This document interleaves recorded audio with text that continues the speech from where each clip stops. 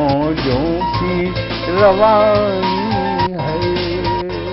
आए ऋतुराज तो बिसार सब काज, कोई मीठी मीठी धुन गुनगुनाने लगी धरती। हंसा के जड़वत जीवन को चेतन चाटा बदल गया।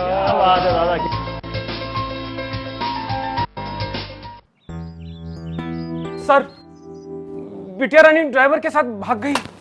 भाग गई? जी, भाग गई। अरे कोई बात नहीं, उसे तो बचपन से भागने का शौक है। सतमोला खाओ, कुछ भी पचाओ।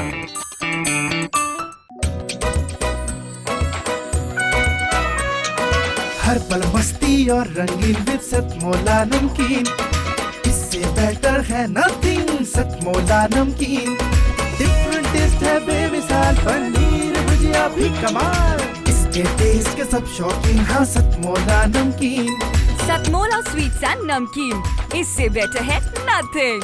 हाँ सतमोला नमकीन। सीएम साहब, हमारे 30 विधायक अपोजिशन पार्टी में चले गए। अब आप सीएम नहीं रहे।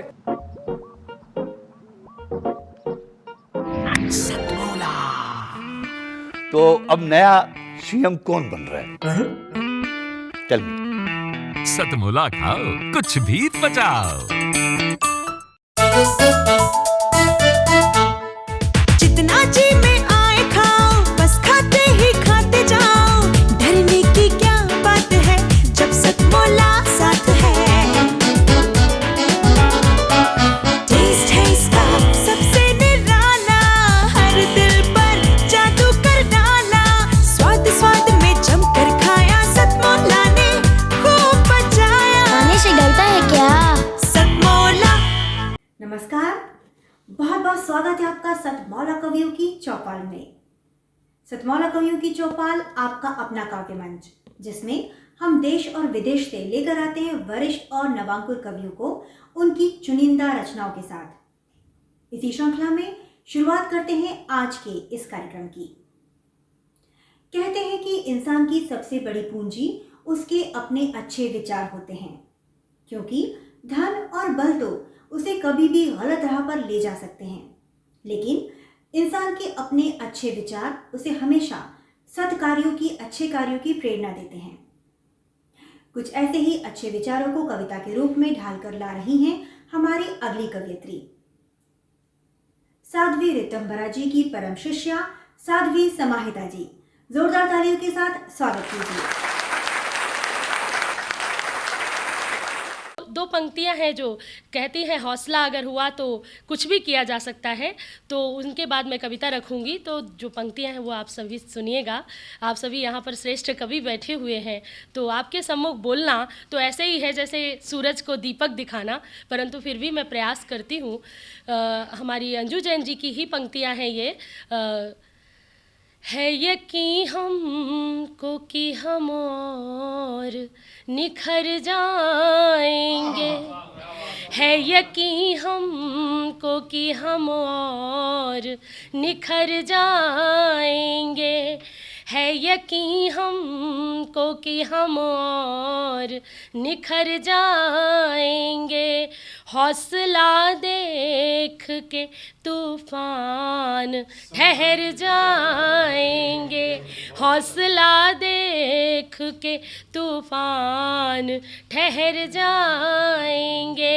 है नहीं खौफ हवाओं की शरारत का हमें। देश में जो ये उथल पुथल मची हुई है उन पर ये पंक्तियाँ बिल्कुल सीधा संकेत करती हैं। है नहीं खौफ हवाओं की शरारत का हमें, है नहीं खौफ हवाओं की शरारत का हमें। हम नहीं तास का एक घर जो बिखर जाएंगे, हम नहीं तास का एक घर जो बिखर जाएंगे। मैंने हमेशा एक बात कही कि ऐ हवा जरा खुद को आजमा के दिखा। ये आंधी तूफान अंधड़ ये तो चलते रहेंगे, पर दिए जलाने वालों को रुकना नहीं है, ज्ञान के श्रेष्ठ दीपक जलाते रहना है। तो कहा ऐ हवा जरा खुद को आजमा के दिखा, सुना है बहुत चराग बुझाती है, एक जला के दिखा। तो अंधेरा लाने वाले लोग कभी प्रकाश नहीं कर सकते, ये तब तक ही अंधकार मचाते रहेंगे जब तक हम एक ज्ञान का दीप नहीं प्रदीप करेंगे। जिस दिन हम जाग गए तुम अधूरे नहीं, तुम अभागे नहीं, बात इतनी ही है आप जागे नहीं। और जिस दिन आज हिंदुत्व जाग रहा है, आज राष्ट्र का स्वाभिमान जाग रहा है, भारत बदल रहा है, भारतवर्ष अंगड़ाई ले रहा है, भारत का नौजवान सही और गलत का चुनाव करने के लिए बिल्कुल तैयार खड़ा हुआ है। और अब सिर्फ इतनी सी बात है कि बाती भी तैयार है, घृत भी है, दीपक भरा हुआ है, बस एक जोत लगा देने की ज़रूरत है। तो सभी निराशावादी विचारों से दूर हो करके, उनको दूर भगा करके आशा की एक किरण लिए हुए इस कविता के साथ, माना जीवन में आंसू है, हंसना हंसाना क्यों छोड़े।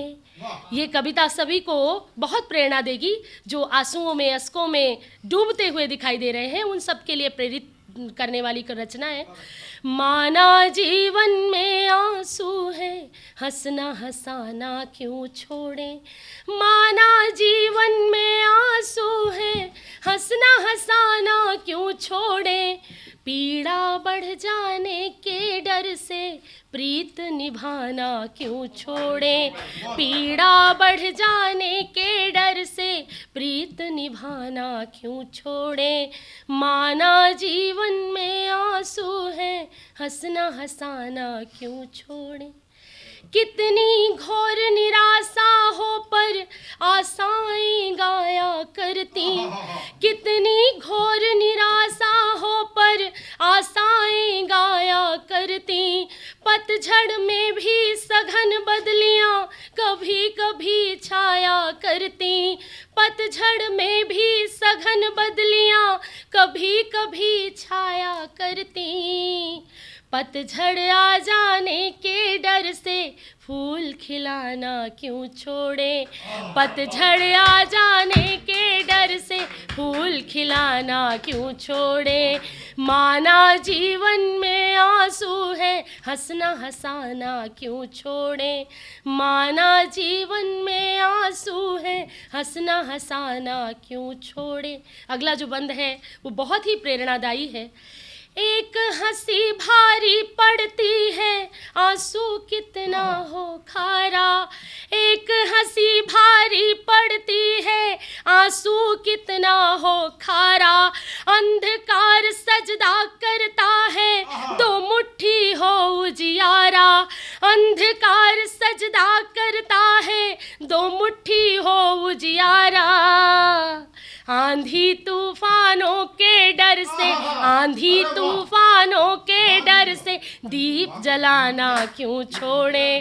आंधी तूफानों के डर से दीप जलाना क्यों छोड़े। माना जीवन में आंसू है, हंसना हंसाना क्यों छोड़े। माना जीवन में आंसू है, हंसना हंसाना क्यों छोड़े।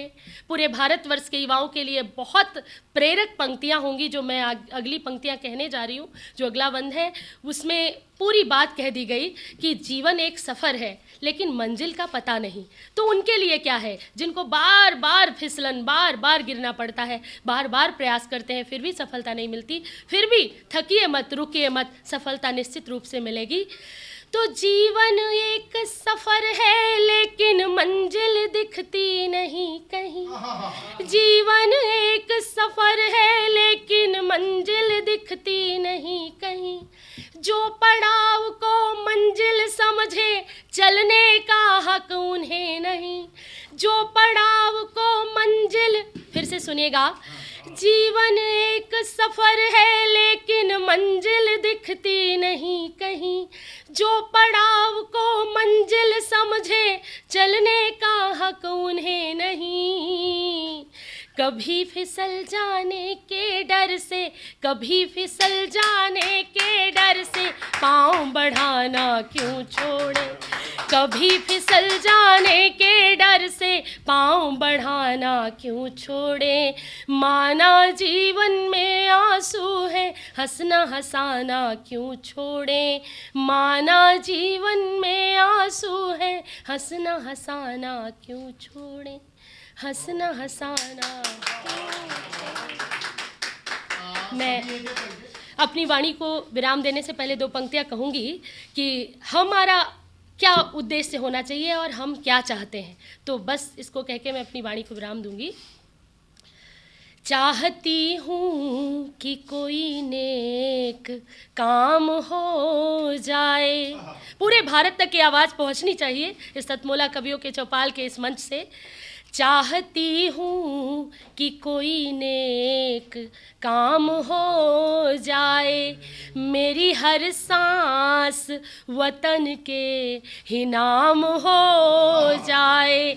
मेरी हर सांस वतन के ही नाम हो जाए। जो सर उठे तो मेरे सामने तिरंगा हो। जो सर उठे तो मेरे सामने तिरंगा हो। जो सर झुके तो वतन को प्रणाम हो जाए। जो सर झुके तो वतन को प्रणाम हो जाए। जय हिंद, जय भारत। ऐसे ही सभी सतमोला कवियों की चौपाल का ये सुंदर कार्यक्रम सुनते रहिए, प्रेरित होते रहिए और प्रेरणा बनते रहिए। जय श्री राम।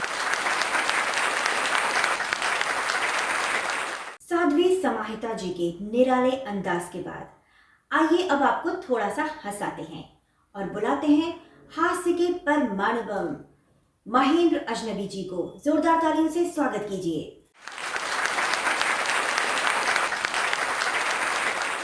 दो तीन छोटी छोटी कविताएं हैं, मुहावरों पर लिखी हुई हैं। मुहावरों के क्या रूप हैं और क्या हम समझते हैं। जैसे एक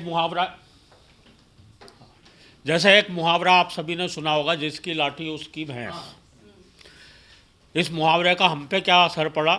जिसकी लाठी उसकी भैंस हमने पढ़ा तो मदर डेयरी खोलने के ख्वाब हमारे मन में पलने लगे। हमने बाज़ार से एक 50 रुपए की लाठी खरीदी और सड़क पर घूमती आवारा भैंस को लेकर चलने लगे। तभी भैंस वाला आया, बोला भैंस मेरी है। मैंने कहा मेरे पास लाठी है इसलिए मेरी है। वो बंदूक लेके आ गया। बोले अब बता भैंस किसकी? हमने कहा जिसकी बंदूक उसकी भैंस। पूरा मुहावरा ही बदल गया। एक और मुहावरा आपने सुना होगा, ऊँट के मुंह में जीरा। अब हमारे समझ में आज तक ये नहीं आया जीरा ऊँट के मुंह में ही क्यों होता है, हाथी के मुंह में क्यों नहीं होता, या शेर के मुंह में क्यों नहीं होता। पर मुझे पता है मुहावरा बनाने वालों की हिम्मत नहीं पड़ी होगी कि हाथी के मुंह में या शेर के मुंह में जीरा रख दें। सोचा होगा ऊँट बेचारा सीधा साधा जानवर है, इसके मुंह में रख देते हैं जीरा। एक मुहावरा आपने सुना होगा, दांत खट्टे करना। हमें पढ़ाया गया राणा प्रताप ने लड़ते लड़ते दुश्मनों के दांत खट्टे कर दिए। हमने सोचा राणा प्रताप जी ने ऐसा किया होगा, एक हाथ में तलवार दूसरे में नींबू लिया होगा। एक हाथ में तलवार दूसरे में नींबू लिया होगा और चलते चलते दुश्मन के दांतों पर मल दिया होगा और फिर कहा होगा अबे कायरता के चट्टे बट्टे जा भाग जा, हो गए तेरे दांत खट्टे। एक मुहावरा आपने सुना होगा, नेकी कर कुएं में डाल। नेकी कर कुएं में डाल जब हमें ये पढ़ाया गया, हम धड़ाधड़ नेकी करने लगे। आसपास के कुओं को नेकी से भरने लगे। धीरे धीरे सारे कुएं भर गए। लोगों ने नए कुएं खुदवाने बंद कर दिए, नल लगवा लिए। नेकी करने के लिए अब हर आदमी इसलिए जी चुरा लेगा क्योंकि अगर उसने नेकी कर भी दी तो उसे कहाँ डालेगा। एक कविता विशेष आपको सुनाना चाहता हूँ। अभी पिछले दिनों मुझे आत्महत्या करने का शुभ अवसर प्राप्त हुआ यह कि मेरे मोहल्ले में बहुत लोगों ने आत्महत्याएं की।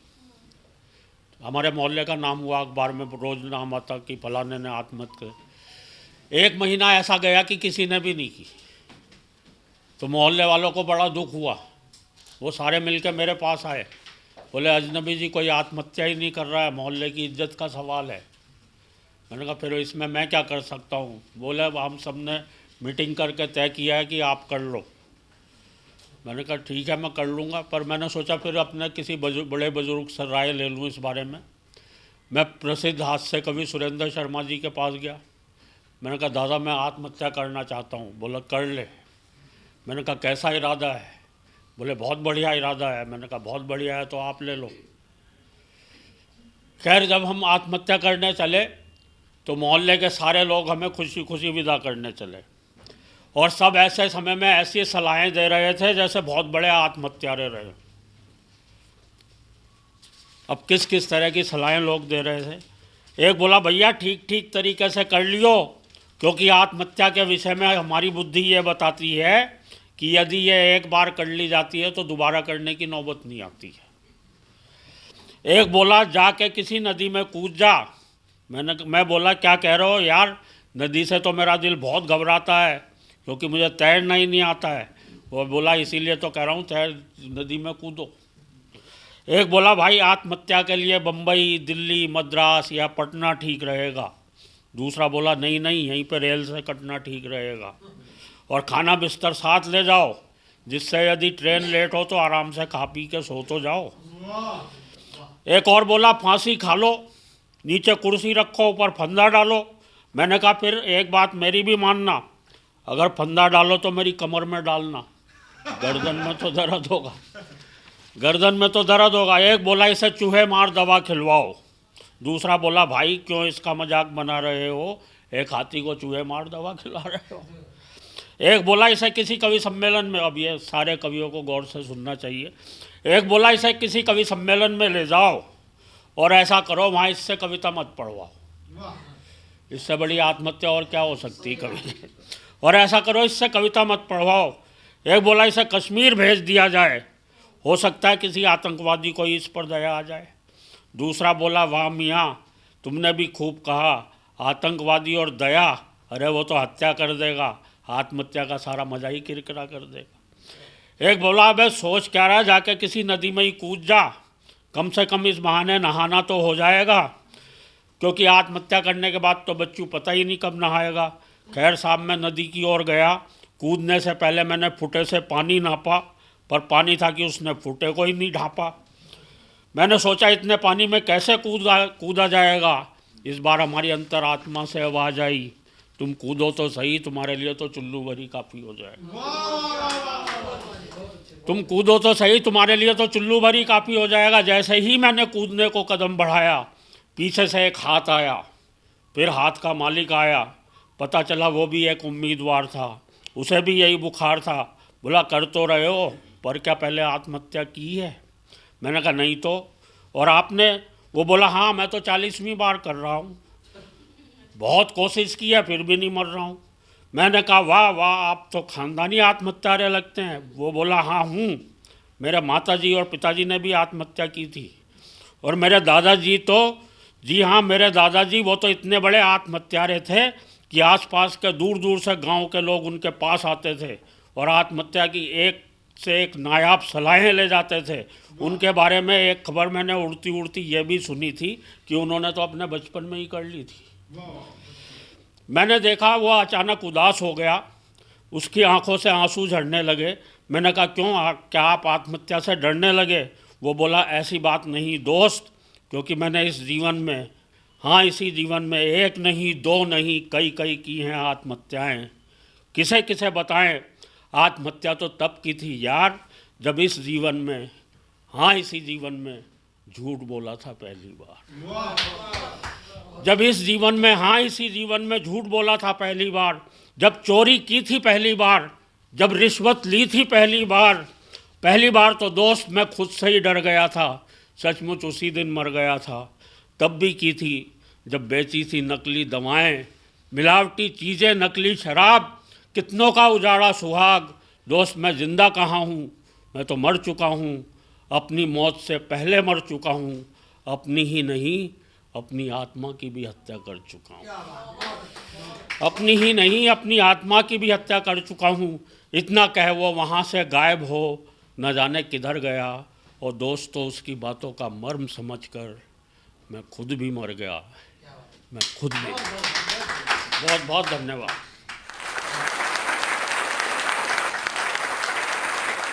छोटी सी मुस्कुराहट ही काफी है जिंदगी को आसान बनाने के लिए।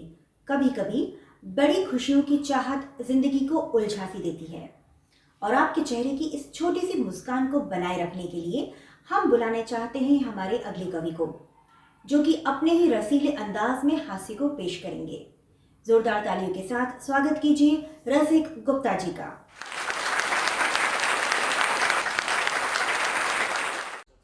लीजिए, एक कविता आपके सामने में। बड़े लोगों पर मैंने एक कविता लिखी और वो कविता आज आपके इस सतमोला कवियों की इस चौपाल के माध्यम से मुझे समस्त देशवासियों तक पहुंचाने का मौका मिल रहा है। आप सबको नमन करते हुए कविता प्रारंभ करता हूं कि बड़े लोग बेशक बड़े होते हैं, बड़े लोग बेशक बड़े होते हैं, उन्हें नौकरी के लिए भटकना नहीं पड़ता, जन्म से ही पांव पर खड़े होते हैं। भव्य मकान, कीमती सामान, छोटा परिवार, ड्राइवर, कुक, बहादुर, सब सेवा में तैयार। सब्जी में नमक ज्यादा होने की डांट उनकी पत्नी नहीं, नौकर सहते हैं, इसीलिए वह आपस के छोटे मोटे झगड़ों से दूर ही रहते हैं। आधी रात के बाद क्लब से आना, अधिकतर बाहर ही खाना, और खाने के साथ जरूरी सी लगती है पेप्सी या कोक। और कॉलेज तक पूरे हो जाते हैं उनके बच्चों के बियर जैसे शौक। कॉलेज तक आते आते पूरे हो जाते हैं उनके बच्चों के बियर जैसे शौक। और वैसे भी वो बड़ा आदमी ही क्या, जिसके घर में बार नहीं है और कोई बीड़ी पीते देख ले तो लोग कहते हैं कितना बड़ा आदमी, जरा सा अहंकार नहीं। बड़े लोग दूध भी डबल टोन्ड, और अगर उसमें भी मलाई आ जाए तो उसे भी छान देते हैं। और क्या बताऊं भाई साहब, बड़े लोग क्या क्या बलिदान देते हैं। एक आम आदमी सारे दिन में जितने का खाता है उतने के शैम्पू कंडीशनर में तो बड़ा आदमी सिर्फ नहाता है। चाय के साथ sugar free biscuit, dry fruit और नाश्ते की पूरी चेन, वो क्या जाने क्या होती है राशन की लेन। ना ही वो कभी महंगाई की चक्की में पिसते, वो फैशन बदलने से जूते बदलते हैं। चल चल के उनके जूते कभी नहीं घिसते, चल चल के उनके जूते कभी नहीं घिसते। पहनने के कपड़ों का ढेर का ढेर, और कहीं तो बिल्कुल नए के नए, जिन कपड़ों को उन्होंने कभी नहीं छुआ। ले तो आए, बस पहनने का मन ही नहीं हुआ। बड़े लोगों की जितनी भी बड़ी बड़ी गाड़ियां, सब की सब घर के अंदर समाई, उनकी नहीं होती पार्किंग पर पड़ोसियों से लड़ाई। सड़कों पर ही ले दे के निपट जाते हैं उनके छोटे मोटे एक्सीडेंट के केस, और उन्हें हादसा बताया जाता है जो होती है उनके बिगड़े बच्चों की कार की रेस। बड़े लोगों के बड़े बड़े शयनकक्ष, गद्देदार मखमली बिस्तर, पर नींद कहां, हर वक्त इनकम टैक्स के छापों का डर। बड़े आदमी पैसों के बदले में बहुत कुछ खोते हैं, इसीलिए अक्सर नींद की गोली खाकर सोते हैं, इसीलिए अक्सर नींद की गोली खाकर सोते हैं। जबकि गरीब मजदूर के लिए पत्थरों की सेज भी करती है बिस्तर का ही काम। अरे नींद का इस दुनिया में कोई लगा सकता है दाम? बड़े लोगों के हाथ में घड़ी, गाड़ी में घड़ी, घर में घड़ी, ऑफिस में घड़ी, घड़ी घड़ी, पर टाइम कहां से लाएं? यही सोचते हैं इस 24 घंटे के दिन को 48 घंटे का कैसे बनाएं। इसलिए बड़े आदमियों का लगभग हर रोज का बहाना, मैं लेट हो जाऊंगा श्रीमती जी, तुम ड्राइवर के साथ चली जाना। पर ऐसा नहीं कि उन्हें दर्द का एहसास कम होता है, अरे रोग भी उन्हें बीपी शुगर जैसा भारी भरकम होता है। मिठाई देखकर मन तो उनका भी ललचाता है, लेकिन शुगर बढ़ने पर इंसुलिन का लगने वाला इंजेक्शन याद आता है। जबकि गरीब मजदूर किसी भी मिठाई को जब चाहे जितना चाहे खा सकता है। अरे लाखों खर्च करके भी कोई शुगर का पेशेंट क्या सुविधा पा सकता है? अगर बड़ा बनना है तो खर्चे भी बड़े झेलो। धर्मशाला के मुख्य द्वार पर नाम लिखवाकर बेशक लाखों रुपए भी ले लो, और किसी भी सभा में मुख्य अतिथि बना के 51,000 धरवा लो। कुछ घंटों की शादी में उनसे करोड़ों खर्च करवा लो, लेकिन आप बड़े नहीं बन सकते। कविता अंतिम चरण में, लेकिन आप बड़े नहीं बन सकते सिर्फ पहनने से खादी। अगर बड़ा बनना है तो करवाओ गरीब कन्याओं की शादी। अपने बच्चों की पढ़ाई में लाखों खर्च करने वालों, जरा भर कर दिखाओ अपने ड्राइवर के बच्चे के स्कूल की फीस। एक बार लेकर तो देखो किसी गरीब का आशीष। अपनी बीमारी में लाखों खर्च करने वालों, जरा करवा कर दिखाओ अपनी काम वाली बाई के बच्चे का इलाज। फिर देखो कैसे पलकों पर बिठाएगा आपको ये समाज। फिर देखो कैसे पलकों पर बिठाएगा आपको ये समाज। काश सभी बड़े लोगों का दिल भी बड़ा होता, काश सभी बड़े लोगों का दिल भी बड़ा होता, उनका पैसा स्विस बैंकों में ना पड़ा होता, तो आज भारत विकसित देशों की पंक्ति में सबसे आगे खड़ा होता। तो आज भारत विकसित देशों की पंक्ति में सबसे आगे खड़ा होता।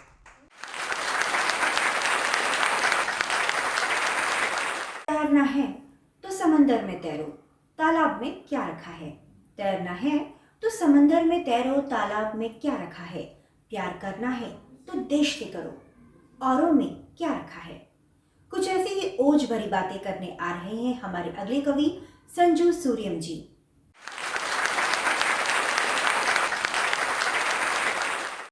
समृद्धशाली मंच को प्रणाम करता हूँ।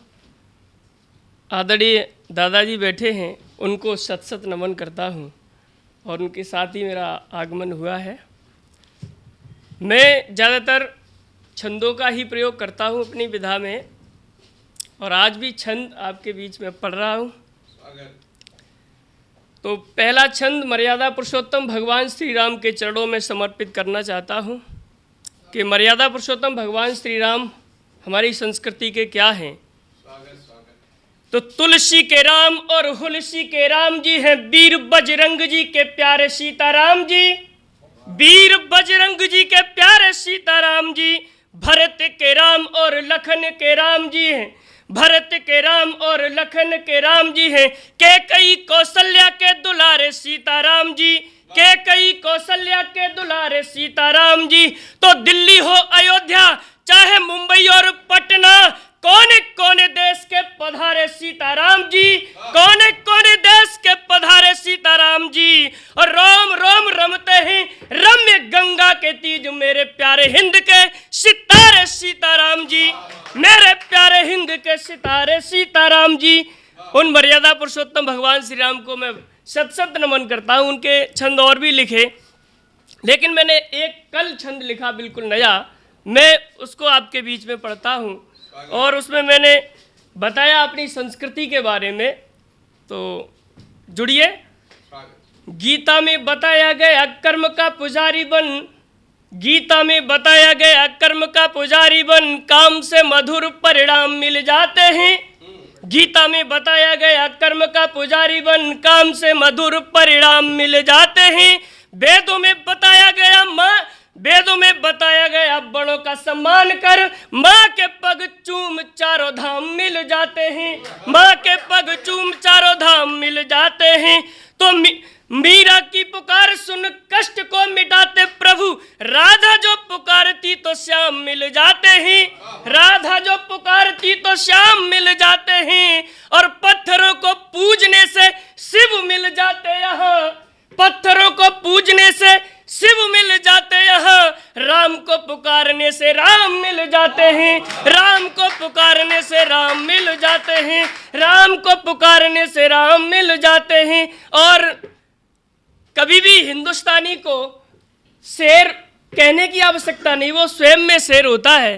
तब मैंने एक नया बिल्कुल ताजी छंद फिर आपके बीच में पढ़ने की कोशिश करता हूँ। मैंने छंद से जुड़िए कि जिनका लहू है लाल कांति वाला तुंग भाल, शौर्य का सिपाही पहचान नहीं मांगता, शौर्य का सिपाही पहचान नहीं मांगता। जनगण मन या हो गीत वंदे मातरम, याचना के कभी यश गान नहीं मांगता, याचना के कभी यश गान नहीं मांगता, याचना के कभी यश गान नहीं मांगता।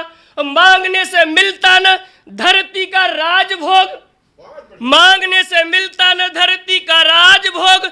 वीर कर जोड़ मधुपान नहीं मांगता, वीर कर जोड़ मधुपान नहीं मांगता। और शेर तो है शेर चाहे खुला चाहे पिंजरे में, शेर तो है शेर चाहे खुला चाहे पिंजरे में। गीदड़ की भांति प्राणदान नहीं मांगता, गीदड़ की भांति प्राणदान नहीं मांगता, गीदड़ की भांति प्राणदान नहीं मांगता।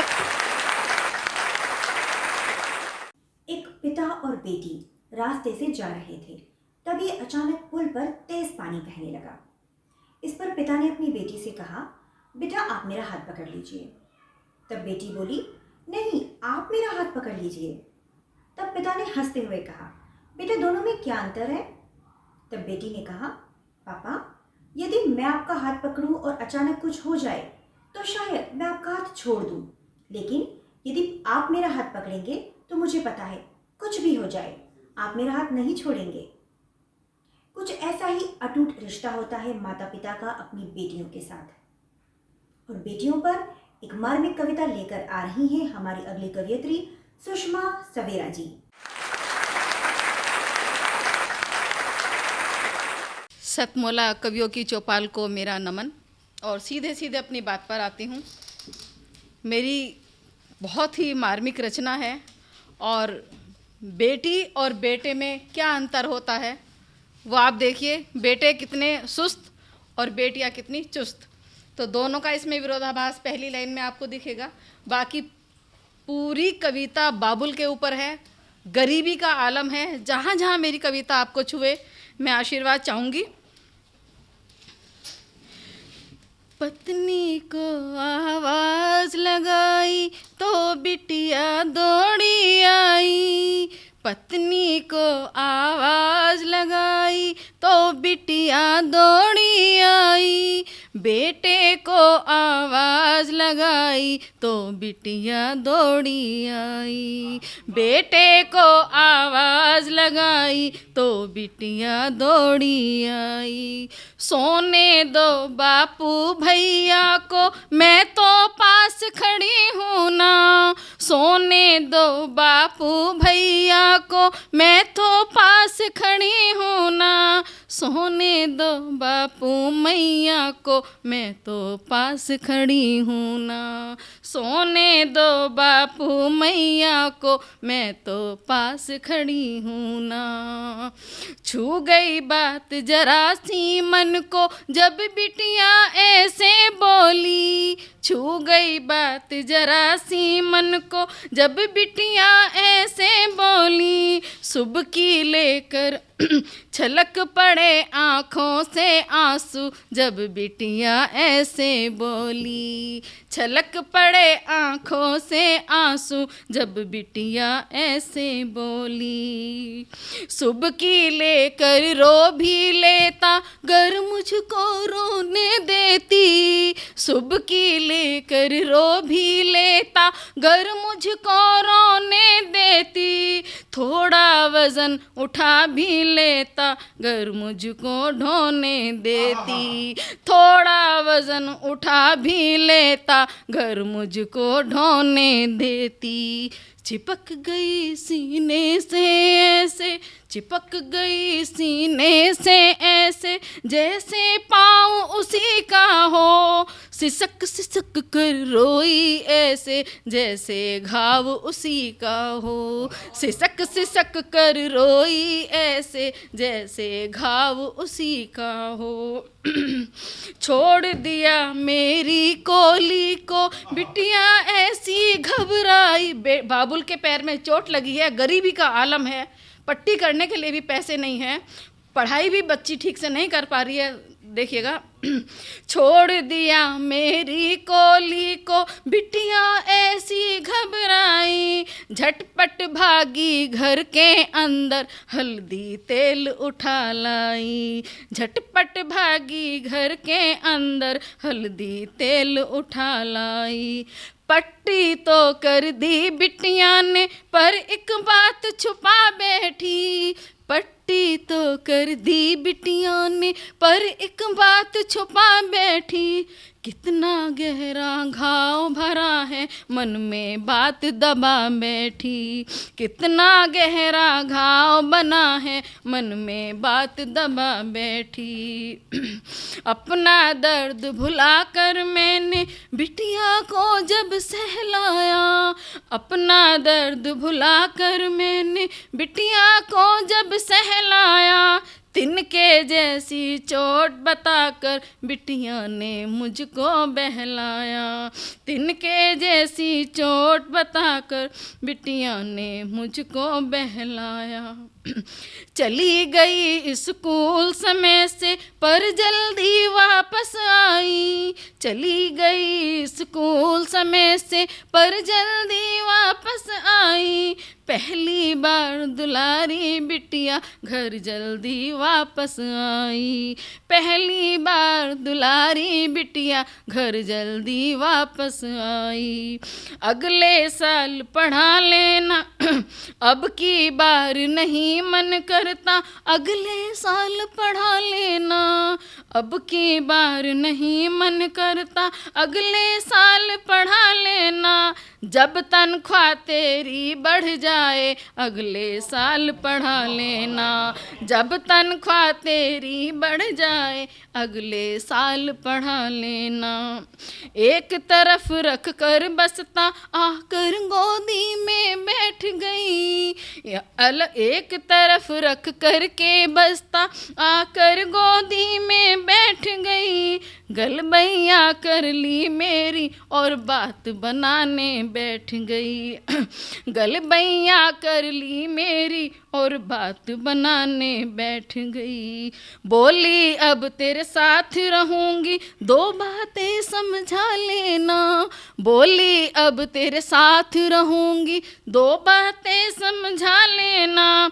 अब की बार नहीं मन करता अगले साल पढ़ा लेना, अब की बार नहीं मन करता अगले साल पढ़ा लेना। अब देखिए बापू को ये बात खटक गई कि बिटिया ऐसी क्यों कह रही है, जब मेरी बिटिया इतनी समझदार है कि वो फटाफट भागी और सोने भी मतलब माँ को उठाया नहीं, भाई को भी नहीं उठाया, फिर इसने पढ़ाई के नाम पे ऐसा क्यों किया।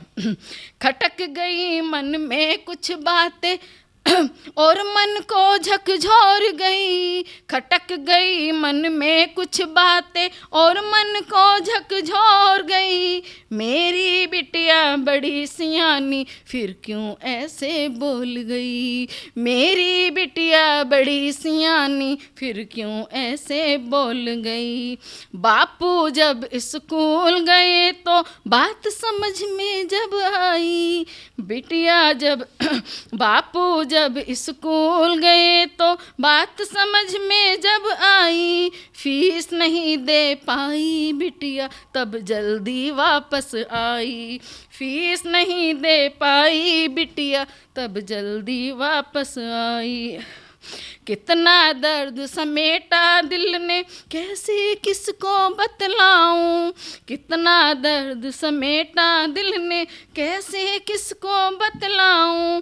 बिटिया कितना कर्ज चढ़ा गई कैसे किसको बतलाऊं, बिटिया कितना कर्ज चढ़ा गई कैसे किसको बतलाऊं। घर आकर देखा बिटिया को अब भी पैसे जोड़ रही, घर आकर देखा बिटिया को अब भी पैसे जोड़ रही। बस अब बस कर दे तो बिटिया क्यों ये गुल्लक फोड़ रही, बस अब बस कर दे बिटिया क्यों ये गुल्लक फोड़ रही। और 4 पंक्तियां उन बेटियों के नाम जो भ्रूण हत्या कराते हैं अपनी बेटियों की, उन बाबुलों के नाम 4 पंक्तियां।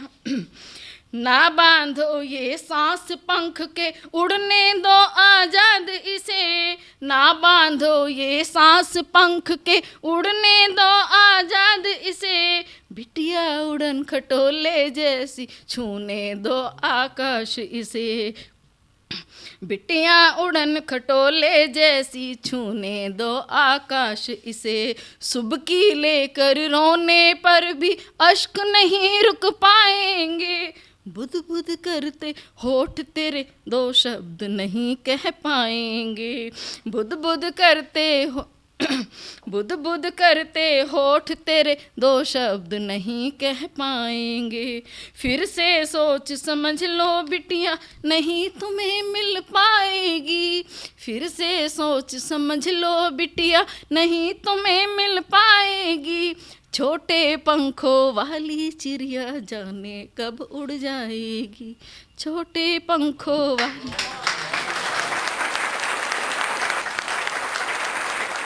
और अब वक्त है एक छोटे से ब्रेक का, कहीं जाइएगा नहीं। जितना जी में आए खाओ, बस खाते ही खाते जाओ, डरने की क्या बात है जब सतमोला साथ है।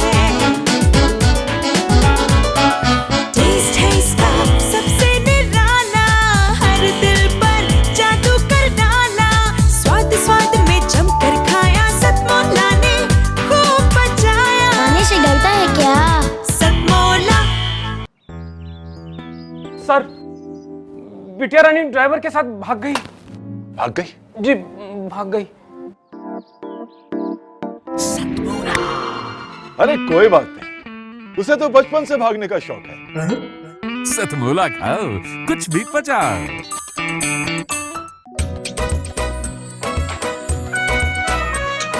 हर पल मस्ती और रंगीन विद सतमोला नमकीन, इससे बेटर है नथिंग। सतमोला नमकीन डिफरेंट टेस्ट है बेमिसाल, पनीर भुजिया भी कमाल, इसके टेस्ट के सब शौकीन। हाँ सतमोला नमकीन, सतमोला स्वीट्स एंड नमकीन, इससे बेटर है नथिंग।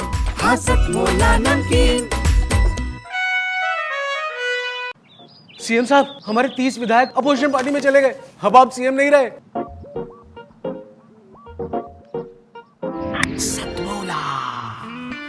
तो अब नया सीएम कौन बन रहा है? Tell me. सतमोला खाओ, कुछ भी पचाओ। फाल्गुन का महीना बड़ा ही मस्ती भरा होता है, ना ही ज्यादा सर्दी होती है ना ही ज्यादा गर्मी। तो इस फाल्गुन के महीने की और क्या क्या विशेषताएं होती हैं, आइए जानते हैं हमारी अगली कवयित्री ममता पंकज जी से।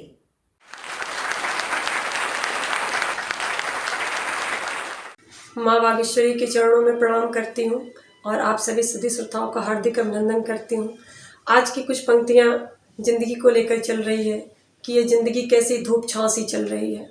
कुछ इसी भाव के साथ आज की पंक्तियाँ अपना समर्थन और आशीर्वाद जरूर दीजिएगा। धूप छाँव सी मिली जुली जिंदगी है, धूप छाँव सी मिली जुली जिंदगी है, जान कितने रंगों में ढली जिंदगी है।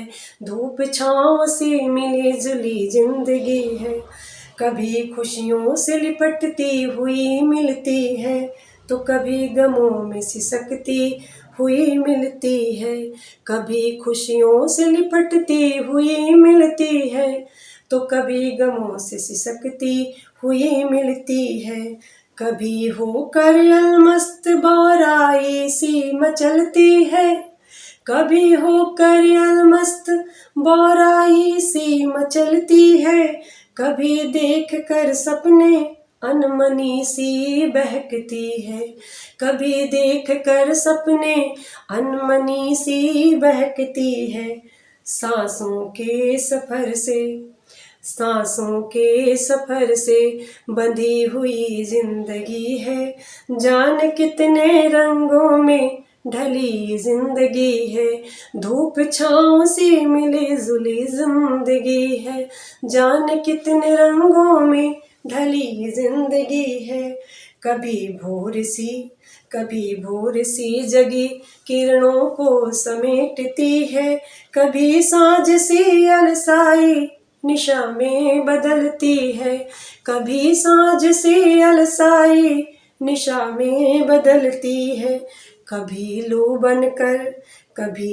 बनकर तपती रोशनी में चटकती है, कभी मेघ बनकर पावन बूंदों सी बरसती है, कभी मेघ बनकर पावन बूंदों सी बरसती है।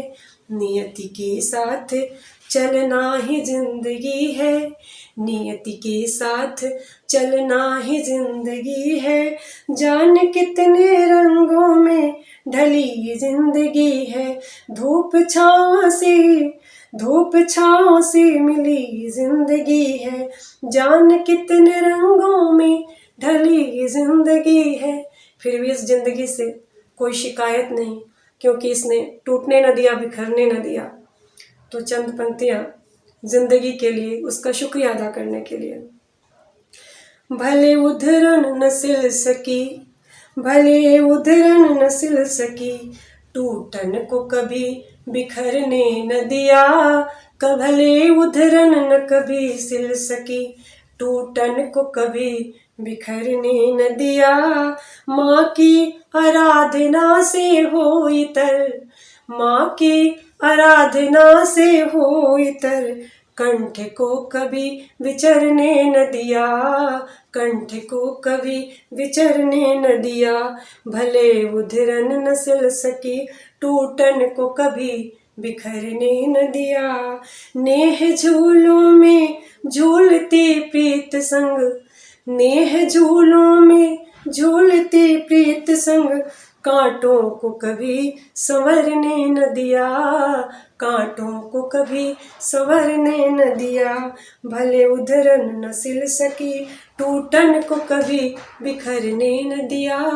जिंदगी तेरा शुक्रिया। जिंदगी यूं कटी दो अल्फाज में, एक आस में और एक विश्वास में। जिंदगी की गाड़ी यूं ही चलती रही, कविताओं का सिलसिला यूं ही आगे बढ़ता है। इसलिए बुलाते हैं हमारे अगले कवि को, जिनका नाम भी है लिटिल विश्वास।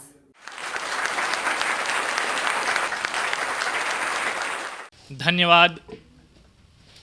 आज मुझे बड़ी खुशी हो रही है कि मैं अपने समक्ष संपूर्ण भारत को, एक हिंदी को मैं अपने नेत्रों के सामने देख रहा हूँ। इस बात की मुझे बहुत खुशी हो रही है। और सबसे पहले माँ शारदे को नमन करते हुए मैं सतमोला कवियों की चौपाल इस मंच को बहुत बहुत धन्यवाद देता हूँ कि मुझे पहली बार ऐसा कोई मंच मिला है। और दरअसल मैं बेटियों पर, बेटियों से संबंधित जितनी भी असामाजिक तत्वें हमारे आसपास फैली हुई है, उन पर आधारित कुछ कविताएं प्रस्तुत करता हूँ। कई बार आज हम लोग सभी जानते हैं कि बेटियां देश में कई ऊंचे जगह पर पहुंच चुकी हैं, लेकिन हमारा कई ऐसा तबका भी है जो बेटियों को कोख में ही मार देते हैं। तो कविताएं प्रस्तुत करता हूं। बुलंद इरादों के पन्नों पर रचा जिसने इतिहास यहाँ, बुलंद इरादों के पन्नों पर रचा जिसने इतिहास यहाँ, लक्ष्मी हैं घर की ये पर क्यों कोख में मरती बेटियां, क्यों कोख में मरती बेटियां। बन डोरी यह इस समाज की रिश्तों को प्यार में बांधी है, धनवान बनाती निर्धन को यह रोम रोम से दया बहाती है। फिर भी दिया न देखने इस जग को तूने, फिर भी दिया न देखने इस जग को तूने, है किया बेटियों ने क्या गुनाह। फिर भी दिया न देखने इस जग को तूने, है किया बेटियों ने क्या गुनाह। सजाती कण कण को स्नेह से यह, बस एक बार कोख में दे तू पनाह, बस एक बार कोख में दे तू पनाह। मर्म वही जो हर दुख सहले, देखिए बेटियां क्या होती हैं। मर्म वही जो हर दुख सहले, आती धरा पर बन समरूप किरण। मर्म वही जो हर दुख सहले, आती धरा पर बन समरूप किरण। बोझ नहीं यह लगा तू गले, बोझ नहीं यह लगा तू गले, है वसुधा की ये अमूल्य कंचन, है वसुधा की ये अमूल्य कंचन। पूजनी है जो इस धरा पर घर भी मंदिर कहलाती है, बेटियों के कारण ही हम घर को मंदिर कहते हैं। पूजनी है जो इस धरा पर घर भी मंदिर कहलाती है, युग प्रवर्तकों के वचनों में यह देवी रूप कहलाती है। मत मत मार अब इसे तू बस एक झलक संसार दिखा, मत मत मार अब इसे तू बस एक झलक संसार दिखा। सींचता कण कण को संस्कारों से यह, है लिटिल की ये अनूठी गाथा, है लिटिल की ये अनूठी गाथा। है हो चली बेटियां प्रबल आज नारी शक्ति अभिमानी है हो चली बेटियां प्रबल आज नारी शक्ति अभिमानी है। हर बेटियों ने झांसी बनकर इतिहास बदलने की ठानी है, हर बेटियों ने झांसी बनकर इतिहास बदलने की ठानी है। प्याला करुणा का लेकर जिसने संस्कारों से है आंगन सींचा, प्याला करुणा का लेकर जिसने संस्कारों से है आंगन सींचा। है वही खुशी की धारा जिसने छिपे हृदय के दुख को खींचा, छिपे हृदय को दुख को खींचा। अब तो पर्दों से ना इसे ढक तू, कब तक खरी कोटी सुनानी है। अब तो पर्दों से ना इसे ढक तू, कब तक खरी कोटी सुनानी है। अब सोच बदल ले जग सारा, ये रंक नहीं महारानी है, ये रंक नहीं महारानी है। नेमत है खुदा की ये पर, अंतिम बंद है, ध्यान दीजिएगा। नेमत है खुदा की ये पर, बेटियां गिफ्ट है हमारे लिए। नेमत है खुदा की ये पर, बोझ नहीं तू समझ लेना। रीतियों की बचाव को लेकर मत इसे तू बेच देना। जरा सोचो, खिलने वाली कली भी जब पूर्व खिलने के मुरझाएगी, खिलने वाली कली भी जब पूर्व खिलने के मुरझाएगी, खुशियाँ छिन जाएगी सारी। बोलो अस्तित्व कैसे बच पाएगी, अस्तित्व कैसे बच पाएगी। अरे दहेजों के आग में अब भी क्यों झोंकते हो इन परियों को, दहेजों के आग में अब भी क्यों झोंकते हो इन परियों को। अब सोच बदल ले जग सारा, हक जीने का दो इन बेटियों को, हक जीने का दो इन बेटियों को। किसी शायर ने क्या खूब कहा है, मोहब्बत के कोर्ट में याचिका दायर ना होता, मोहब्बत के कोर्ट में याचिका दायर ना होता। अगर तू बेवफा ना होती तो मैं शायर ना होता। इसी शायरी के साथ आइए बुलाते हैं हमारे अगले शायर को, संजीदा शायर अरुण साहिबाबादी जी।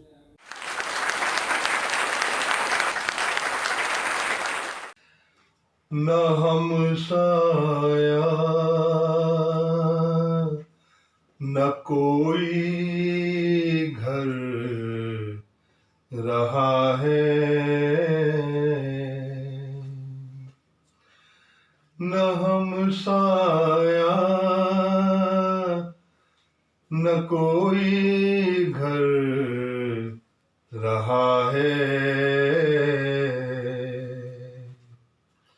शजर से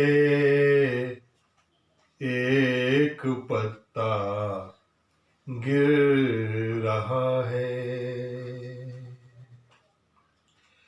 खंडर वो भी बहुत सुंदर रहा है, खंडर वो भी बहुत सुंदर रहा है। जो बारिश में किसी का घर रहा है, वो दुनिया के लिए बेहतर रहा है,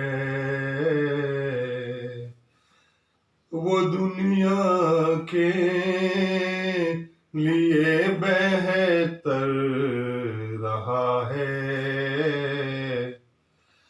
जो मालिक खुद कभी नौकर रहा है,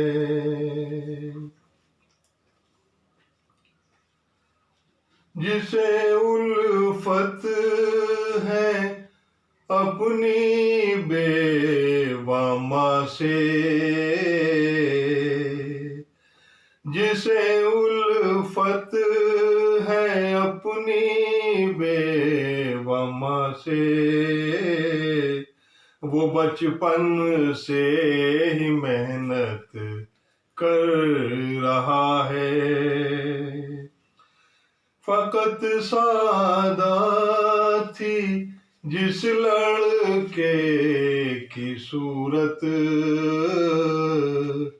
फकत सादा थी जिस लड़के की सूरत, वही माँ के लिए सुंदर रहा है।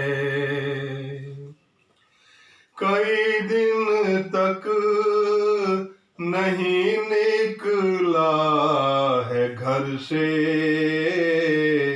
कई दिन तक नहीं निकला है घर से, जो 2 दिन के लिए बाहर रहा रहा है, ठहरता है गले पर हाथ अभी, ठहरता है गले पर हाथ अभी, बहुत दिन तक यहाँ जेवर रहा है।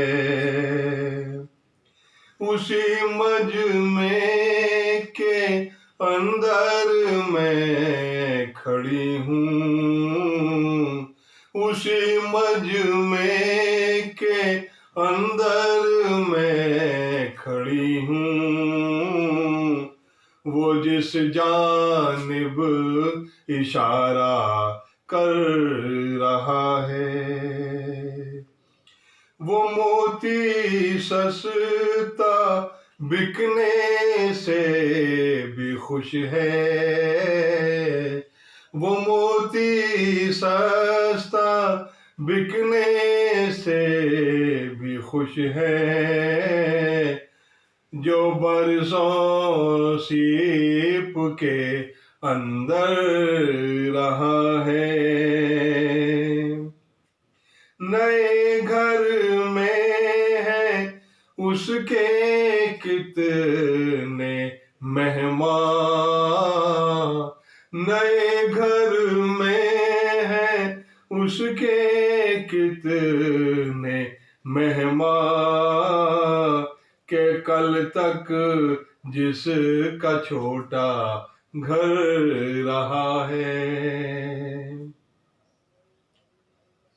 वो पंछी रात में भी उड़ता है अब,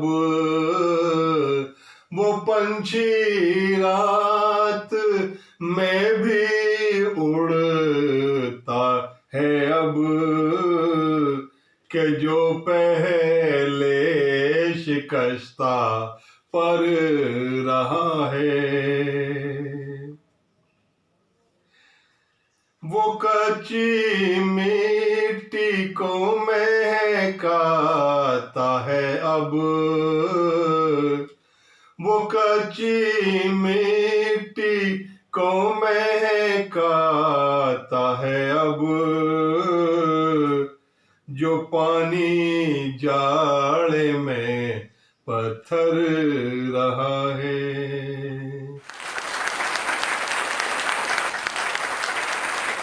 और अब वक्त हो चला है आपसे विदा लेने का, लेकिन आप दर्शकों के लिए हमारे पास है एक अच्छी खबर।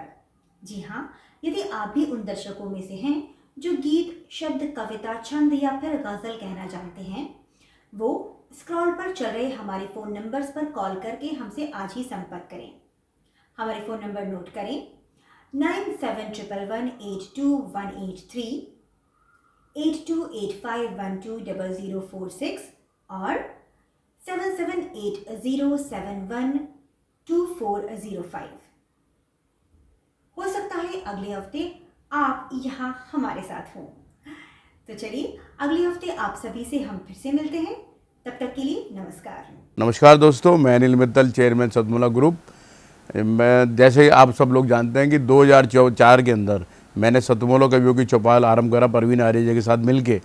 तो हमारा उद्देश्य दोस्तों यही था कि जो आज ये काव्य पाठ है, जो ये बुद्धिजीवी वर्ग जो ये सुंदर काव्य पाठ हम लोग करते हैं, तो वो धीरे धीरे आज के ज़माने में लुप्त ना होता जाए। जो आज मॉडर्नाइजेशन चल रहा है, जितना टीवी पे हम और भी चीज़ें बढ़ती जा रही हैं, तो ये ना हो कि हमारी पुरानी जो ये एक संस्कार थे, पुरानी सभ्यता थी, कविता पाठ था, वो धीरे धीरे ये लुप्त होता जा रहा था। तो इसीलिए हम दोनों ने मिलकर 2004 के अंदर सतमोला की कवियों की चौपाल आरंभ करी, जिसके अंदर हम ऐसा प्लेटफॉर्म देते रहे हैं जिसके अंदर नए से नए कवि जो भी कवि काव्य पाठ उसमें करना चाहे उसका स्वागत करते हैं हम लोग, उन्हें मौका देते हैं नए नए कवियों को। और आप लोगों से यही निवेदन है कि जो भी चाहे आप पहली बार काव्य पाठ करते हैं तो आप सतमोला कवियों की चौपाल के प्लेटफॉर्म पर आएँ, आप लोगों का स्वागत है। उसके अंदर आप अपनी मौलिक कविताओं को सुनाएं, उनके अंदर जो भी कमी होगी तो हमारे पुराने जो एक्सपीरियंस कवि हैं वो उनको सुधारेंगे और आपको और इम्प्रूव करने की कोशिश करेंगे। आपसे निवेदन है कि सतमोला कवियों की चौपाल में आएँ और अपना काव्य पाठ करें। सतमोला कवियों की इस चौपाल में जितने भी कवि बंधु, साहित्यकार बंधु आज यहाँ आए हैं, मैं उनको उनका अभिवादन करता हूँ, उनको नमन करता हूँ। प्रवीण आर्या जी का ये जो प्रयास, सुंदर प्रयास, सतत वर्षों से चल रहा है, मैं इसका एक साक्षी हूँ। नवअंकुर कवियों को जो ये मंच सतमोला कवियों की चौपाल जो प्रस्तुत करती है, ये बहुत सराहनीय और प्रशंसनीय प्रयास है। आज के इस कार्यक्रम में मैं उपस्थित रहा। मैंने भिन्न भिन्न रसों के कवियों को सुना और अभिभूत हुआ। वीरस के कवि थे, हास्य रस के कवि थे, श्रृंगार रस के कवि थे, और ये सब रस मिलकर जो है नवरस जो उत्पन्न करते हैं हमारे जीवन में, इनका बहुत महत्व है हमारे जीवन के बीच में। परंतु मैं आज एक बात जितने भी कवि यहाँ उपस्थित हैं उनके लिए बड़े आदर से मैं कहना चाहता हूँ कि आप को ये मंच मिला है, आप नवअंकुर कवि हैं, परंतु आप हमेशा नवअंकुर कवि न रहें और अपने प्रयासों को इतना उद्दात करें कि एक दिन आप भी जो हैं देश भर में अपना नाम बनाएं, आपकी कविता श्रेष्ठतम कविता हो, ऐसा मेरा आपसे आग्रह है, ऐसा मेरा आपसे निवेदन है। आप में प्रतिभा है, आप उस प्रतिभा को अपने प्रयासों से और गहरा करें और उसमें गति लाएं, यही मेरी आपसे एक बार पुनः प्रार्थना है। इसी प्रार्थना के साथ मैं आप सबका पुनः एक बार धन्यवाद करता हूं, अभिनंदन करता हूं। और मैं आपके बीच में रहा, जितना समय भी रहा, मुझे बहुत आनंद आया। मैं बहुत अच्छी यादें आज के इस कार्यक्रम से लेकर वापस जाने वाला हूं। मैं आपको बहुत शुभकामनाएं देता हूं, आपको बहुत साधुवाद देता हूं। बहुत धन्यवाद आप सभी का। अखिल भारतीय साहित्य परिषद द्वारा संचालित सतमोला कवियों की चौपाल नामक ये जो कार्यक्रम है, ये अपने आप में इसलिए महत्वपूर्ण है कि केवल ये कार्यक्रम ही नहीं है, बल्कि यहाँ पर नवांकुर, नए नए कवि, नए नए कवयित्रियाँ इस मंच पर आकर के अपनी कविताओं को प्रस्तुत करती हैं, जो सारे संसार के अंदर जाता है। तो ये बहुत बड़ा मंच है, एक प्रकार से कार्यशाला जैसी है ये। तो इसलिए आप सभी लोग इस कार्यक्रम से जुड़ें, नए नए बच्चे यहाँ पर आएँ, बहुत अच्छा लगेगा। हमारा आशीर्वाद इस पूरी संस्था के लिए है, सतमोला कवियों की चौपाल के लिए है, और आप सभी के प्रति हमारा मन बहुत स्नेह है, बहुत प्यार है। आप सब आएँ उस प्रकार से यहाँ पर अपनी कविताओं को इस मन से सुना करके उपकृत हों और उपकृत करें भी हम सभी। जितना जी में आए खाओ, बस खाते ही खाते जाओ, डरने की क्या बात है जब सतमोला साथ है। टेस्ट है इसका सबसे निराला, हर दिल पर जादू कर डाला, स्वाद स्वाद में जमकर खाया, सतमोला ने खूब बचाया। खाने से गलता है क्या? सतमोला। सर, बिटिया रानी ड्राइवर के साथ भाग गई। भाग गई? जी, भाग गई। अरे कोई बात नहीं, उसे तो बचपन से भागने का शौक है। सतमोला खाओ, कुछ भी पचाओ।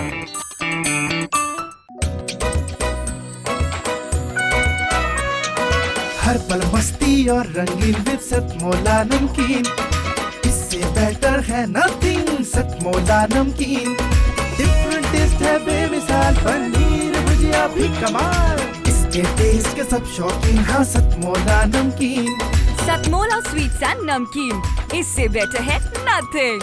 हाँ सतमोला नमकीन। सीएम साहब, हमारे 30 विधायक अपोजिशन पार्टी में चले गए। अब आप सीएम नहीं रहे।